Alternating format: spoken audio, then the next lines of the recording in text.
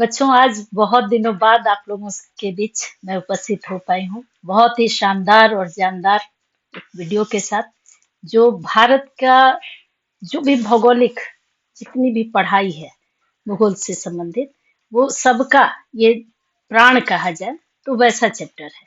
यह है भारत के प्राकृतिक स्वरूप। इसका लेवल जो है, हर जितना भी हम पढ़ाई करेंगे, अध्ययन करेंगे, उसमें यह बेस के रूप में नजर आएगा। इसलिए आप लोग मन लगा करके इस पूरे वीडियो को ध्यान से देखें, सुने, समझें और लिखें। लिख करके पढ़ाई करें। तो आते हैं हम लोग भारत के प्राकृतिक स्वरूप में। हम लोग देखते हैं पहला कि यहाँ पर लिखा हुआ दिख रहा है उत्तर एवं उत्तर पूर्व पर्वत श्रेणी। दूसरा हो जाता है उत्तर के विशाल मैदान, और तीसरी स्थिति है प्रायद्वीपीय पठार। चौथा भारतीय मरुस्थल। पांचवा समुद्र तटीय मैदान, और छठा है भारतीय द्वीप समूह। इसकी स्थिति हम लोग फिगर में देख लेते हैं। यहाँ मैप में, भारत का मैप है, उसमें देखते हैं तो यह पाते हैं कि यह जो ऊपर में है उत्तर की ओर, ये पूरा, और यहाँ से लेकर के ये उत्तर पूर्व, ये सारा हमको हिमालय क्षेत्र प्राप्त होता है, उसको पढ़ना है। और दूसरी चीज जो जाननी है वो है उत्तर का विशाल मैदान। तो पूरा पाठ जो है ये उत्तर का विशाल मैदान हो गया। तीसरा हम लोग जानकारी प्राप्त करेंगे प्रायद्वीपीय पठार, और चौथी जानकारी है हमारी भारतीय मरुस्थल। पांचवे में जानेंगे समुद्र तटीय मैदान। उसके बाद छठी जो आकृति है, भू आकृति, वो है भारतीय द्वीप समूह। यहाँ पर लक्षद्वीप है, और यह जो इलाका है यहाँ, तो इस तरह से ये अंडमान निकोबार द्वीप समूह है। तो इन दोनों ही द्वीपों को हम लोग भारतीय द्वीप समूह के अंतर्गत अध्ययन करते हैं। तो पूरे प्राकृतिक स्वरूप को जानने से पहले हम लोग जानने का कोशिश करेंगे कि किसी भी स्थान की भू आकृति आखिर होती कैसी है, तो उसकी संरचना और विकास की अवस्था का परिणाम होता है। निश्चित है कि इसमें क्या क्या जुड़ा, संरचना, प्रक्रिया और उसका विकास का अवस्था। तो इसको जानने के लिए हमको जानना होगा कि हमारी जो पृथ्वी है, ये वर्तमान अनुमान के अनुसार पृथ्वी की आयु है 46 करोड़ वर्ष। 46 करोड़ वर्ष। तो 46 करोड़ वर्ष हमारी पृथ्वी के हो गया। तो निश्चित है कि इतने लंबे समय में अंतर्जात और बहिर्जात दोनों ही बल क्या करेंगे, कार्य करेंगे। और जब कार्य करेंगे, इसमें जो भू आकृति है उस बनावट में निश्चित क्या आएगा, परिवर्तन आएगा। ये पूरी पृथ्वी पैंजिया के रूप में थी। हम लोग थोड़ा सा पीछे चल करके पढ़ाई को देख लें और उससे इंक्लूड करेंगे कि किस तरह से हमारे भारत की जो प्राकृतिक संरचना है वो इस तरह से दिखाई देती है। तो इसमें हम लोग पहला यह देखते हैं कि जो ये प्लेट टेक्टोनिक भी पढ़ा चुके हैं, आप लोग देख लेंगे हमारे वीडियो में, वो प्लेट टेक्टोनिक्स का सारा डला हुआ है, महाद्वीपीय विस्थापन, उसमें हम लोग ये पढ़ाई कर चुके हैं कि जो पूरी पृथ्वी है वो पैंजिया के रूप में थी। पैंजिया के रूप में थी। ये जब टूटती है, ठंडी होती है, तो दो भागों में बढ़ती है, एक अंगारा लैंड और दूसरा गोंडवाना लैंड। अंगारा लैंड जो है वो उत्तर का भाग पूरा लारेशिया के नाम से, और ये दक्षिणी भाग जो रहा वो गोंडवाना के नाम से जाना गया। पूरा जो जल भाग था वो था पैंथालासा। यहाँ पर यह जो जल भाग दिख रहा है ये पूरा पैंथालासा है। क्या होता है कि इसमें ये जो पैंजिया होती है उसमें एक क्रैक आता है। क्रैक जो है ये टेथिस सागर का है। यहाँ पर पैंथालासा जो है वो टेथिस सागर के रूप में यहाँ पर आ जाता है, और दो भागों में ये धरती बढ़ जाती है, एक उत्तर की ओर और एक दक्षिण की ओर, दो भागों में। तो ऊपर वाला अंगारा लैंड और नीचे वाला हो जाता है गोंडवाना लैंड। अब इसमें हम लोग देखते हैं कि हमारा जो भारत है, जो आज यहाँ की स्थिति में है, वो यहाँ पर दिखाई देता है। ये स्थिति है, ये भारत की। ये हम लोग स्पष्ट देख पा रहे हैं कि अफ्रीका के साथ जुड़ा हुआ है। तो यहाँ अमेरिका, अफ्रीका, इंडिया, ऑस्ट्रेलिया और अंटार्कटिका, ये सारा एक साथ जुड़ा हुआ है। क्या होता है कि करोड़ों वर्ष एक साथ रहने के बाद इसमें प्लेट टेक्टोनिक्स जब होता है, यानी प्लेट विवर्तन की प्रक्रिया होती है, टूटते हैं फूटते हैं जब प्लेट, तो क्या होते हैं कि ये विभक्त हो जाते हैं, और विभक्त होकर के चुपचाप नहीं रहते हैं, उनमें संचलन होता है। उस संचलन के बनिस्पत क्या होता है कि इंडिया ऑस्ट्रेलिया ये जो प्लेट है वो एक साथ टूट जाता है, इधर की ओर हो जाता है, और अंटार्कटिका दक्षिण की ओर, और ये क्या करता है इंडिया वाला कि ये ऊपर की ओर मूव करता है। मूव करने के क्रम में टेथिस सागर में जो भी मलबा होता है उसको ये धक्का देता है, और वैसी स्थिति में पूरा का पूरा एरिया यहाँ पर अब ये इसमें काफी हलचल होने लगता है। हलचल के कारण क्या होता है कि यह जो भारतीय प्लेट है और यूरेशियन प्लेट, इन दोनों ही प्लेटों में, यहाँ भारतीय प्लेट है और यह है यूरेशियन प्लेट, इन दोनों ही प्लेटों में क्या हो रहा है, अभिसारी गति हो रही है। अभिसारी में दोनों का एक दूसरे की ओर खिंचाव होना। तो वैसी स्थिति में अब क्या होता है कि भारतीय प्लेट और यूरेशियन प्लेट के बीच में यहाँ यह टेथिस सागर है, और टेथिस सागर में हम लोग देख पा रहे हैं कि ये सब इधर की भी नदी बह के आएगी, इधर से भी बह के आएगी, इधर से भी। तो यहाँ क्या हो रहा है कि मलबा जमा होते जा रहा है, पूरे इसमें मलबा जमा होते जा रहा है, और यह इधर से उथला भी होते जा रहा है मलबे की वजह से, और दोनों ओर से प्रेशर भी आ रहा है। वैसी स्थिति में हम लोग जान रहे हैं कि यह जो टेथिस सागर है इसका घनत्व अधिक है, सागरीय प्लेटों का घनत्व अधिक होता है। तो वैसी स्थिति में क्या होता है कि इसका यहाँ यूरेशियन प्लेट और इस एरिया में सबडक्शन हो जाता है।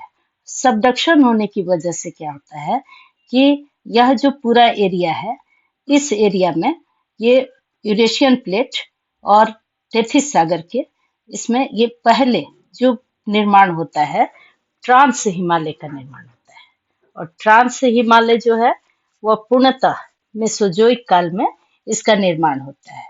तो यह कहा भी जाता है कि भारतीय प्लेट का जो अग्र भाग है, पश्चिम का यहाँ का जो भाग है, यह जब दबाव बनाता है टेथिस सागरीय प्लेट में, तो वैसी स्थिति में क्या होता है कि ये सागर और यूरेशियन प्लेट इस अभी हिमालय के निर्माण से पहले, बच्चों ध्यान देने वाली बात है कि अभी हिमालय का निर्माण यहाँ पर नहीं हुआ है।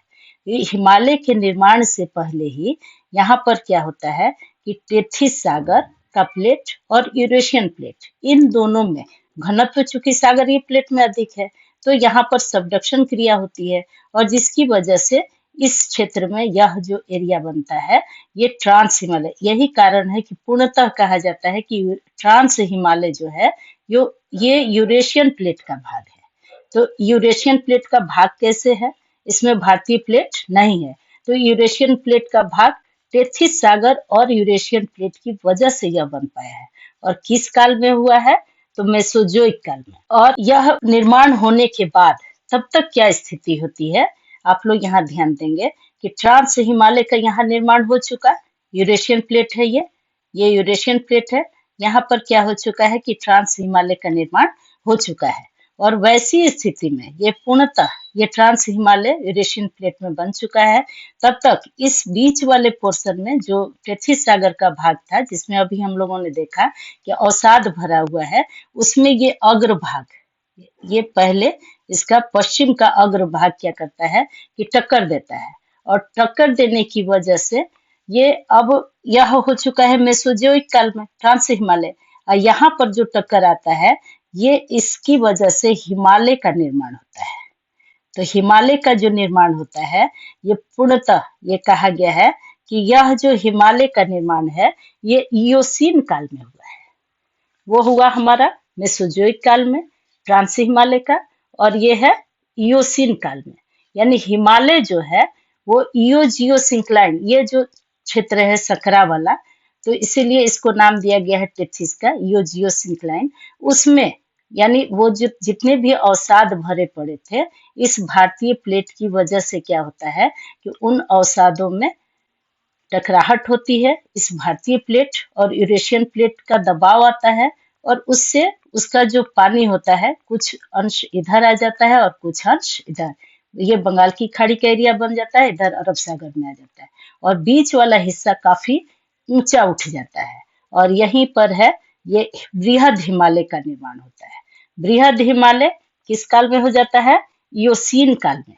ये आप लोग ध्यान देंगे, इयोसीन काल। इयोसीन काल में कौन सा? बृहद हिमालय।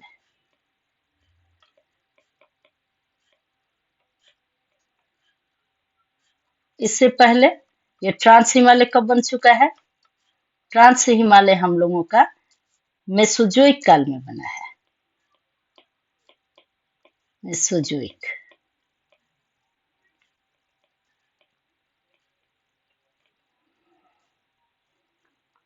और इयोसीन में बृहद हिमालय का निर्माण हुआ और उसके बाद जो निर्माण हुआ है वो मायोसीन काल में। ये निर्माण क्रिया अभी तक चलती आ रही है और मायोसीन काल में जो निर्माण हुआ तो इसमें ये हो गया लघु हिमालय का। किसका हुआ? लघु हिमालय। लघु हिमालय इसका निर्माण कब हुआ है? ये इयोसीन काल, ये मेसोजोइक काल में। ट्रांस हिमालय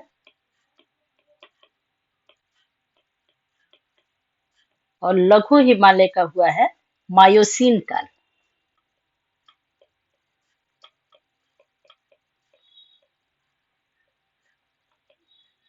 मायोसीन काल। इसके बाद फिर हलचल होते रहता है। इसमें प्रक्रिया आज भी ऐसी है कि यूरेशियन प्लेट और भारतीय प्लेट आज भी टकराहट की स्थिति में है। तीसरी जो स्थिति आती है वो होती है प्लायोसीन काल की। और प्लायोसीन काल में क्या होता है कि यह जो पूरा एरिया है इसमें ये शिवालिक श्रेणी का निर्माण होता है। तो शिवालिक श्रेणी का जो निर्माण होता है यानी निम्न हिमालय का जो निचला हिमालय है उसका निर्माण होता है शिवालिक।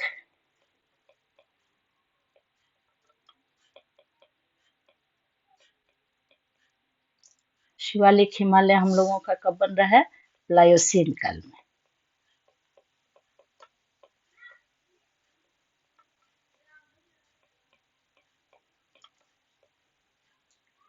इस पर आप लोग ध्यान देंगे किस काल में किस हिमालय का निर्माण हुआ। तो मेसोजोइक काल में ट्रांस हिमालय, इयोसीन काल में बृहद हिमालय, मायोसीन काल में लघु हिमालय और प्लायोसीन काल में शिवालिक हिमालय। और आज भी ऐसा है कि जब कभी भी दो प्लेट जब एक साथ आते हैं तो उनमें क्या होगा? जब दो प्लेट आएंगे तो टकराहट होगी यानी भूकंप की प्रक्रिया होगी। और निश्चित है कि जब निर्माण कार्य अभी भी जारी है तो ऊंचाई भी बढ़ेगी और जहां कहीं भूकंप आ रहा है वहां विनाशात्मक कारण भी बनेगा। तो इस तरह से अब हम लोग आगे देख लें इसको। हिमालय निर्माण की प्रक्रिया को जानने के बाद हम लोग देखें कि हम जो हमारा प्राकृतिक विभाग है पहला उत्तर का हिमालय पर्वतीय क्षेत्र, इस पर अगर हम लोग ध्यान देंगे तो इसको हम लोग दो तरह से विभाजित कर सकते हैं। एक तो श्रेणियों के आधार पर विभाजन कर सकते हैं और दूसरा है कि प्रादेशिक विभाजन।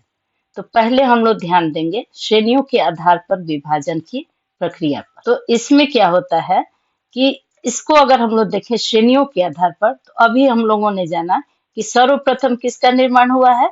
सर्वप्रथम हमारा निर्माण हुआ है ट्रांस हिमालय का। तो ट्रांस हिमालय पहला क्या हो जाएगा हमारा? ट्रांस हिमालय और दूसरे में हो जाएगा हिमालय। ट्रांस हिमालय इसलिए एक तरफ हम लोग रख करके पढ़ते हैं क्योंकि इसका जो काल रहा है वो हिमालय निर्माण से पूर्व बना है। यह पूर्णतः यूरेशियन प्लेट्स जो है उस पर निर्मित है।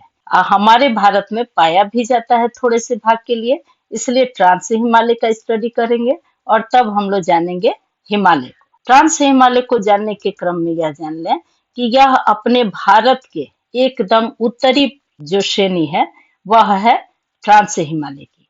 और इसी ट्रांस हिमालय को तीन भागों में बांटा जाता है। एक तो यह हो गया काराकोरम श्रेणी, यहाँ यह जो है ये पूरी काराकोरम श्रेणी है। और उसके बाद है लद्दाख श्रेणी और तीसरा में आ जाता है जास्कर श्रेणी। तो जास्कर श्रेणी इसके बाद एक श्रेणी आती है, ये है कैलाश श्रेणी। तो कैलाश श्रेणी चूंकि पूर्णतः वो तिब्बत में पड़ जाता है, इसलिए कैलाश श्रेणी पर उतना ध्यान न देते हुए हम लोग पहले अपने भारत में पड़ने वाले ट्रांस हिमालय के बारे में जानेंगे। ट्रांस हिमालय का अर्थ ही होता है पार हिमालय, यानी हिमालय के पीछे का, हिमालय के पहले का। तो यह जो पार हिमालय की श्रेणियां हैं, ये 3 श्रेणियां हैं। पहली श्रेणी हम लोग देखे, ये काराकोरम श्रेणी, और दूसरी है लद्दाख, और तीसरी है जास्कर। वैसी स्थिति में अब हम लोग यहाँ पर ध्यान देंगे तो काराकोरम में केटू, केटू जो है, केटू यानी कि काराकोरम का ही दूसरा श्रेणी केटू, जिसको गाडविन ऑस्टिन के नाम से जाना जाता है, गाडविन ऑस्टिन। यह जो है 8611 मीटर ऊंचा है और यह भारत की सबसे ऊंची चोटी है। भारत की सबसे ऊंची चोटी कौन सी है? केटू। ये ऊंचाई कितनी है? 8611। और यह जो पूरा काराकोरम श्रेणी है, ये पूरा पूरब की ओर कैलाश श्रेणी के नाम से ये जाना जाता है। यह जो है कैलाश श्रेणी है। इसके नीचे यहाँ पर है लद्दाख श्रेणी। लद्दाख और काराकोरम के बीच एक नदी है, वो है श्योक। यह जो श्योक नदी है, ये नुब्रा नदी के साथ मिलकर के आगे बढ़ती है और यहाँ से लद्दाख और जास्कर के बीच से चलने वाली जो ये नदी है, सिंधु नदी, इससे जाकर के मिल जाती है और मिल करके क्या करती है कि ये यहाँ पर बुंजी नामक एक बहुत ही बड़ा गॉर्ज बनाती है। बुंजी नामक गॉर्ज गिलगिट के पास है, बुंजी नामक गॉर्ज बनाती है।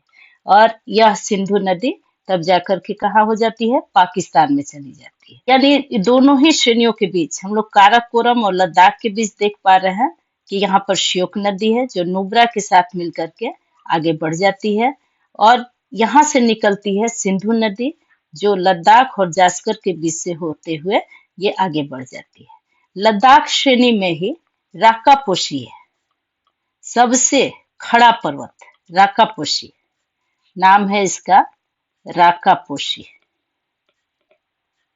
राकापोशी, इसकी जो ऊंचाई है वो 77-88 मीटर ये ऊंचा है और ऊंचाई जो है वो खड़े ढाल वाली है। राकापोशी पर्वत पूरे विश्व में ऐसा पर्वत है जो खड़े ढाल वाला है। इस पर चढ़ाई कर पाना काफी मुश्किल है। ये पर्वतारोहियों के लिए चढ़ने लायक पर्वत नहीं है, कारण इसकी ढाल जो है वो काफी खड़ी है। और यह जो है पूरा लद्दाख श्रेणी में पाया जाता है और लद्दाख श्रेणी में ही सिंधु नदी के दाहिने तरफ है लेह, और यह जो पूरा एरिया है, लेह नगर जो बसा हुआ है, पूरा का पूरा एरिया एक शीत मरुस्थल के नाम से जाना जाता है। ये पूरा एरिया ही शीत मरुस्थल है और इस शीत मरुस्थल एरिया में क्या होता है, यह जो पूरा एरिया है ये शीत मरुस्थल के नाम से जाना जाता है और यहाँ पर बारिश भी काफी कम होती है। यहीं पर है पूरा द्रास सेक्टर और बहुत ही बड़े, आगे हम लोग पढ़ाई करेंगे, बहुत ही बड़े बड़े ग्लेशियर्स इन्हीं में अवस्थित हैं और ये पूरा का पूरा एरिया जो है वो पूरा एरिया ये बर्फ से आच्छादित होने वाला एरिया है और यही वजह है कि यह पूरा एरिया शीत मरुस्थल के रूप में जाना जाता है। ये लद्दाख का जो द्रास सेक्टर है वो काफी ठंडा क्षेत्र भी है, सबसे ठंडा क्षेत्र द्रास सेक्टर ही है और इसी क्षेत्र में सबसे अधिक पूरे भारत का सबसे कम बारिश अगर कहा जाए तो इसी लद्दाख क्षेत्र में होता है। अब हम लोग देखेंगे लद्दाख के बाद जास्कर श्रेणी। यह जो है ये जास्कर श्रेणी है। तो जास्कर श्रेणी के लिए है कि ये पूरा क्षेत्र जास्कर श्रेणी ये इस ट्रांस हिमालय का सबसे तीसरा श्रेणी है और इसमें जो ऊंची चोटी है वो है कामेत, लेकिन किसी किसी बुक में कामेत दिखाई देगा, किसी किसी जगह नंगा पर्वत को भी इसमें माना जाता है, लेकिन ये विवाद का विषय हो जाता है, कारण यहाँ पर ये बृहद हिमालय अब शुरू हो जाता है। नंगा पर्वत से ही क्या होता है कि यहाँ पर बृहद हिमालय की श्रेणियां शुरू हो जाती हैं। यहाँ पर जानने योग्य बात है बच्चों कि ये जो जास्कर श्रेणी है, इसके बीच जास्कर श्रेणी और बृहद हिमालय के बीच क्या होता है कि एक श्रृंखला पाई जाती है। दोनों के बीच में निश्चित है कि कोई ऐसा जोन पाया जाएगा, वो हिंज लाइन के नाम से जाना जाता है। तो हिंज लाइन के नाम से जिसको जाना जाता है वो है तुम्हारा इंडस शांगपो सचर जोन। तो इंडस शांगपो सचर जोन जो है वो इसी जास्कर और ग्रेट हिमालय के बीच में पाया जाता है। आगे हम लोग इसके बारे में चर्चा करेंगे। तब तक हम लोग इसमें जानेंगे पहला, चूंकि हम लोग का ध्यान अभी है ट्रांस हिमालय पर, तो ट्रांस हिमालय में पाई जाने वाली जो श्रेणियां हैं उसमें है काराकोरम, लद्दाख और जास्कर, जिसमें हम लोग जान पाए कि काराकोरम की सबसे ऊंची श्रेणी है K2, जो अपने भारतवर्ष की भी सबसे ऊंची चोटी में शुमार है। और दूसरा जो लद्दाख श्रेणी है इसमें पाया जाता है राकापोशी, और राकापोशी जो है वो विश्व का सबसे खड़ी ढाल वाला पर्वत है। इन दोनों ही श्रेणियों के बीच में एक लद्दाख श्रेणी में खारदुंगला पाया जाता है, वो है। इससे क्या होता है कि नुब्रा घाटी में जाने का रास्ता मिल पाता है। और तीसरा जो है ये जास्कर श्रेणी में फोटुला नाम का ये पाया जाता है दर्रा। और इन दर्रों से क्या होता है कि एक स्थान से दूसरे स्थान जाने का रास्ता प्राप्त हो पाता है। इस तरह से हम लोग जान पाए उत्तर का हिमालय पर्वतीय क्षेत्र में ट्रांस हिमालय को। अब हम लोग इस पर विचार कर लेते हैं। यहाँ पर ध्यान देना, काराकोरम श्रेणी जो अभी हम लोग देखे, काराकोरम श्रेणी, तो काराकोरम श्रेणी क्या है कि काराकोरम श्रेणी ट्रांस हिमालय की सबसे उत्तरी श्रेणी है, और यह भारत की भी उत्तरी श्रेणी है, ये तो अभी हम लोग जाने। फिर सबसे ऊंची चोटी इसमें कौन सी है? K2 गाडविन ऑस्टिन, जिसकी ऊंचाई कितनी है? 8,611 मीटर। काराकोरम दर्रा भारत और चीन को जोड़ता है। काराकोरम और लद्दाख श्रेणी के बीच श्योक नदी बहती है, जिसमें नुब्रा मिल करके आगे बढ़ रही है।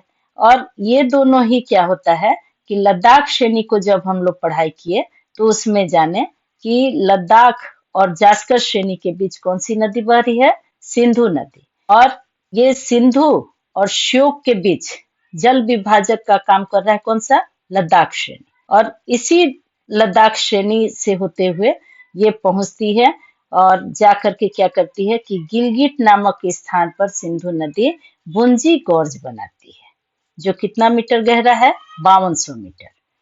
लद्दाख श्रेणी में विश्व की सबसे खड़ी ढाल वाली राकापोशी, अभी हम लोग जाने कि राकापोशी 77-88 मीटर जिसका ऊंचाई है वह स्थित है। और इसी में द्रास सेक्टर है जो सबसे ठंडा क्षेत्र है। लद्दाख भारत का शीत मरुस्थल है, यह भी हम लोग जान लिए। और भारत में सबसे कम वर्षा कहाँ होती है? लेह में होती है, जो कहाँ अवस्थित है? इसी लद्दाख क्षेत्र में स्थित है, उसकी राजधानी है। खारदुंगला दर्रा भी लद्दाख श्रेणी में ही है, जिसके माध्यम से कहा नुब्रा घाटी में जाने का रास्ता मिलता है। यह विश्व का सबसे ऊंचा मोटर वाहन चलाने योग्य दर्रा है। यहाँ पर ध्यान दोगे बच्चों कि यह जो दर्रा है खारदुंगला दर्रा, ये विश्व का सबसे ऊंचा मोटर वाहन चलाने योग्य दर्रा है। जहां तक जास्कर श्रेणी की हम लोग बात किए, तो जास्कर श्रेणी ट्रांस हिमालय की तीसरी श्रेणी है। इस श्रेणी की सबसे ऊंची चोटी कामेत 77-56 मीटर। और जास्कर श्रेणी का मुख्य दर्रा है फाटुला। जास्कर और बृहद हिमालय के बीच में ITSZ यानी इंडस शांगपो सचर जोन है। और कैलाश श्रेणी की जहां तक बात होगी, तो कैलाश श्रेणी यह पूर्णतः तिब्बत में है। इसकी सबसे चोटी जो ऊंची है वो है कैलाश पर्वत, और इसी के पास है मानसरोवर झील, और यहीं से निकली है 3 नदियां। मानसरोवर झील के पास से ही निकलती हैं। एक सिंधु चली जाती है, वो जो हमारा लद्दाख और जास्कर के बीच से होते हुए बह रही है। और दूसरा हो जाता है यहाँ से ये शांगपो नदी, जो ब्रह्मपुत्र होकर के भारत में जाती है।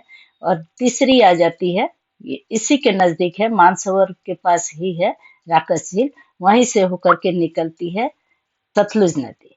तो इस तरह से 3 नदियों का यहाँ पर उद्गम स्थान है, जो हिमालय पर्वत निर्माण से पहले से बहने वाली नदियां हैं, इसीलिए इनको पूर्वगामी नदियां भी कहा जाता है। पूर्वगामी नदियों में इन तीनों नदियों का नाम शामिल है। तो इस तरह से हम लोग ट्रांस हिमालय के बारे में संपूर्ण जानकारी लिए। लेकिन अभी हम लोग देख लेते हैं ट्रांस हिमालय की श्रेणियों को जानने के बाद बच्चों, अब हम लोग ध्यान दे लेंगे काराकोरम श्रेणी के ग्लेशियर्स पर। अब यहाँ पर जो ग्लेशियर पाए जाते हैं वो कौन कौन से हैं?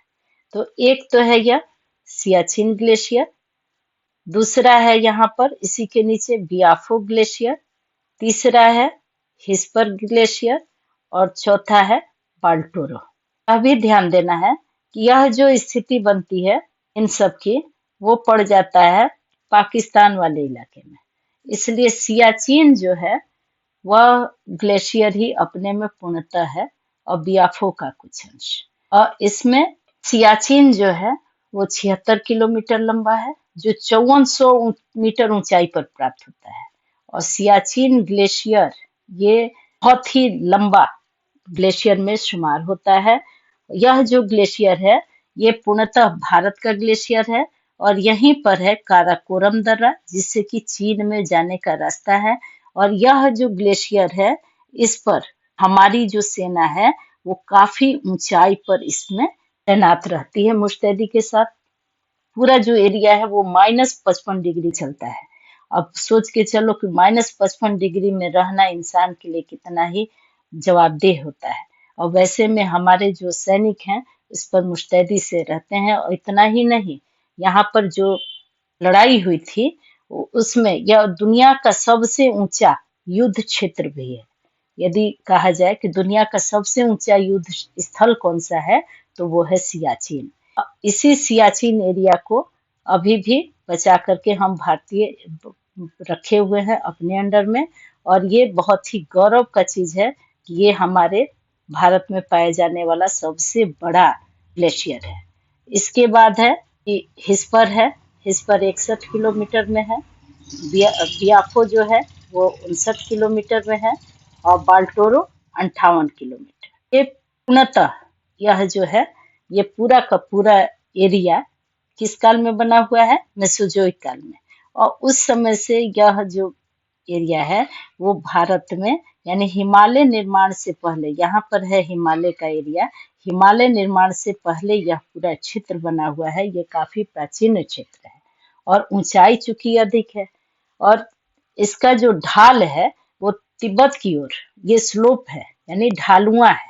और इधर की ओर या दक्षिण की ओर देखा जाए भारत के दक्षिण तरफ तो ये उठा हुआ है, कारण कि यहाँ पर अब हिमालय हो गया ऊंची चोटी वाला।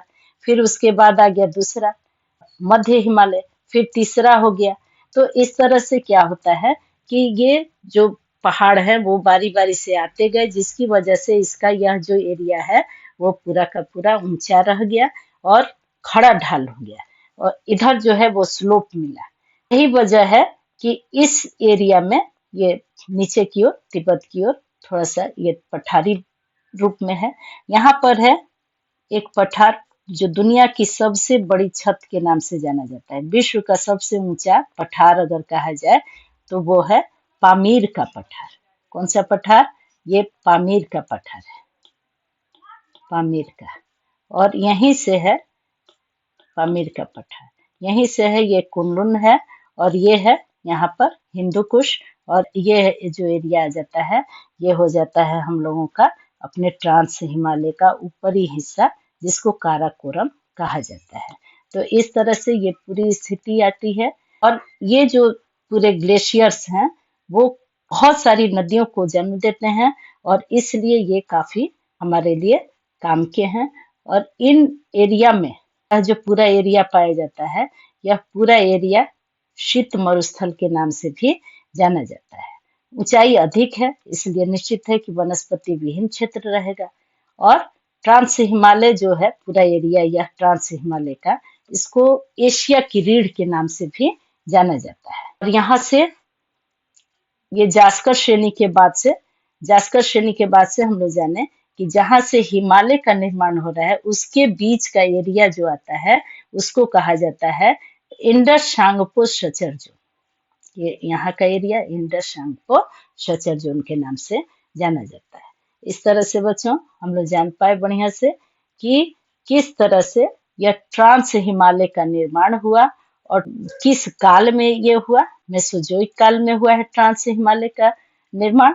और यह जो पूरा का पूरा एरिया है वो ग्लेशियर्स से भरा हुआ है। इसकी जो चोटियां हैं उनमें कौन कौन सी ऊंची चोटियां हैं, कौन सी खड़ी चोटियां हैं, इन सब से भी हम लोग परिचित हुए।